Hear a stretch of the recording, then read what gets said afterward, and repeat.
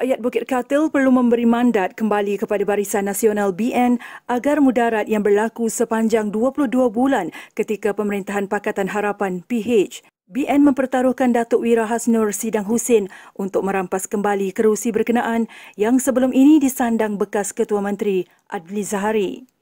Hasnur berkata dia menganggap persaingan di Bukit Katil hanya membabitkan BN dan PH, memandangkan dua lagi pesaing sekadar menyelit di kerusi berkenaan. Katanya, dengan rekod perkhidmatan dan kejayaan BN mentadbir Melaka, pengundi perlu terus memberikan mandat kepada parti itu mentadbir. Untuk parti lain, ada dua calon. Pertamanya calon swasta, calon bebas. Saya tak tahu sama ada beliau ni suka-suka masuk bertanding ataupun ianya ditaja.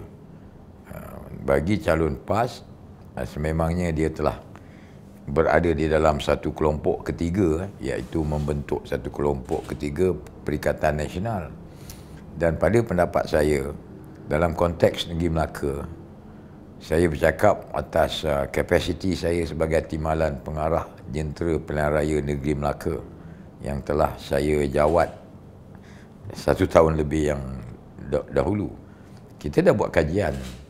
Kalau setakat di N17, persaingan adalah hanya di antara Barisan Nasional dan juga Pakatan Harapan. Bagi Perikatan Nasional, saya tak nampak bagaimana dia boleh memenangi kerusi ini. Pertama, Parti PAS, dia telah terbukti memiliki hanya sekitar 15% daripada pengundi Melayu. Kalau kita tengok daripada 2000, pilihan raya 12, pilihan raya 13, pilihan 14. Jadi kesokongannya begitu. Dan Parti Bersatu pula adalah sebuah parti baru. Dan dia dulu bersama Pakatan Harapan. Dan bila dia keluar meninggalkan Pakatan Harapan, berapa ramai ahli yang dia ada?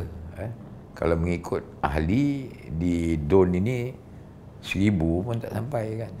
Jadi kalau dicampurkan dengan PAS, dengan Parti Bersatu, the most dia dapat berapa persen aja. Dia tak akan capai melebihi 50% daripada sokongan orang Melayu.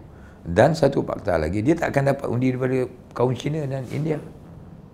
Bermakna peranan yang dimainkan oleh Parti PAS dan juga Perikatan Nasional ini adalah untuk memecahkan undi Melayu supaya kekalahan itu berada di tangan Barisan Nasional. Dia boleh mengalahkan, dia tidak boleh menang, tetapi dia boleh mengalahkan Barisan Nasional. Saya pun pelik. Kita punya matlamat adalah sama. Musuh kita adalah DAP, adalah Perikatan Nasional. Jadi perbuatan dia seakan-akan nak memenangkan Pakatan Harapan. Jadi harap orang Melayu boleh berfikirlah. Maknanya jangan sia-siakan undi. Kalau kita tak nak Pakatan Harapan, kenapa tak beri peluang kepada Barisan Nasional?